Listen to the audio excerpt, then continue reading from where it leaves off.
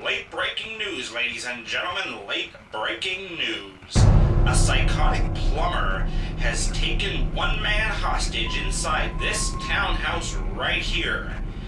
Neighboring residents are told to not interfere and let the police do their jobs. Details as they come.